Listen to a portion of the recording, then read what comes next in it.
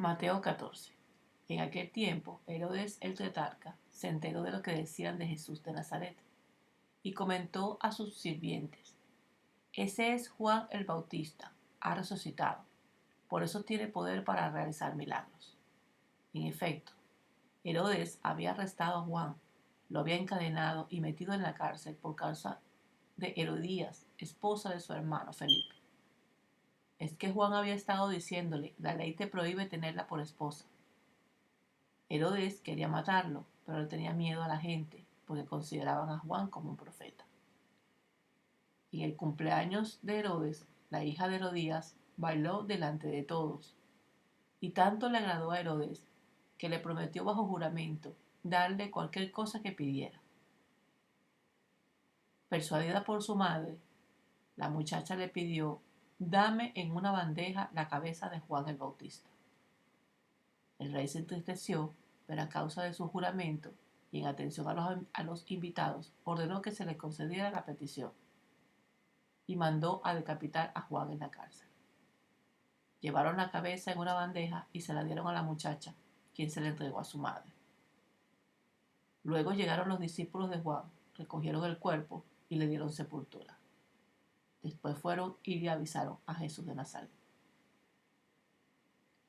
Cuando Jesús de Nazaret recibió la noticia, se retiró él solo en una barca a un lugar solitario.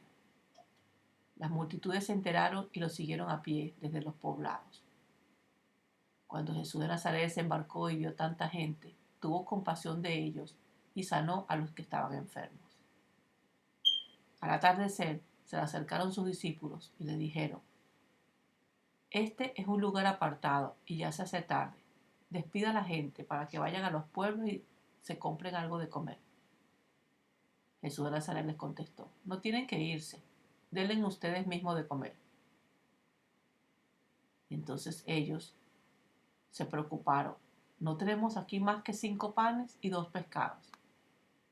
Jesús de Nazaret les dijo: Tráigamelos acá. Y mandó a la gente que se sentara sobre la hierba. Tomó los 5 panes y los 2 pescados, y mirando al cielo los bendijo. Luego partió los panes y se los dio a los discípulos, quienes los repartieron a la gente. Todos comieron hasta quedar satisfechos, y los discípulos recogieron 12 canastas llenas de pedazos que sobraron. Los que comieron fueron unos 5.000 hombres, sin contar a las mujeres y a los niños. Enseguida, Jesús hizo que los discípulos subieran a la barca y se adelantaran al otro lado, mientras él despedía a la multitud. Después de despedir a la gente, subió a la montaña para orar a solas. Al anochecer estaba allí él solo, y la barca ya estaba bastante lejos de la tierra, zarandeada por las olas porque el viento le era contrario a la barca. En la madrugada, Jesús se acercó a ellos caminando sobre el lago. Cuando los discípulos lo vieron caminando sobre el agua, quedaron aterrados. ¡Es un fantasma!, gritaron de miedo.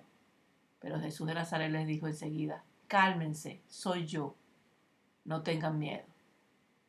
Señor, si eres tú, le dijo Pedro, mándame que vaya a ti sobre el agua.